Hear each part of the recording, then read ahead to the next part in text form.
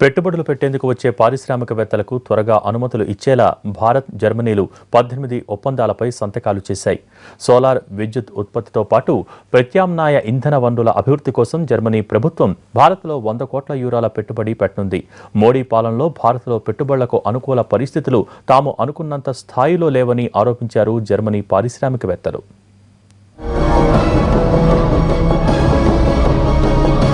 ఇండియాలో 500 జర్మనీ కంపెనీలు పనిచేస్తున్నాయని, ఇంకా కొత్త కంపెనీలు కూడా వస్తాయన్నారు జర్మనీ ఛాన్సలర్ ఏంజెలా మార్కెల్.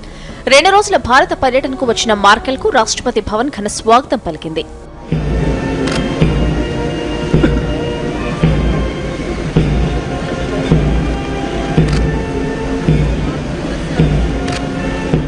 ప్రణబ్తో భేటీ అనంతరం మార్కెల్తో పాటు జర్మనీ మంత్రులు విదేశాంగ మంత్రి సుష్మా స్వరాజ్ను కలిశారు. భారత్, జర్మనీ ద్వైపాక్షిక సంబంధాలపై 2 దేశాల విదేశాంగ మంత్రులు చర్చించారు.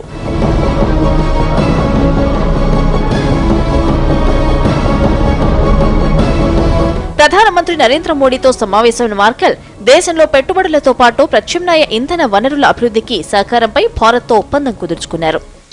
Strengths and India's priorities are aligned, and so is our mutual goodwill.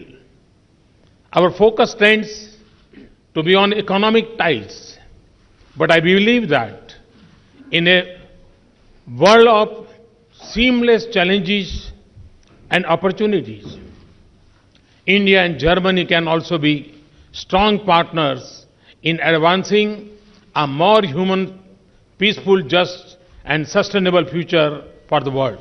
Angela Merkel తో పాటు జర్మనీ పారిశ్రామికవేత్తలు భారత పర్యటనకు వచ్చారు. 50,000 కోట్ల రూపాయల పెట్టుబడులకు సంబంధించిన ఒప్పందాలు కుదుర్చుకున్నారు.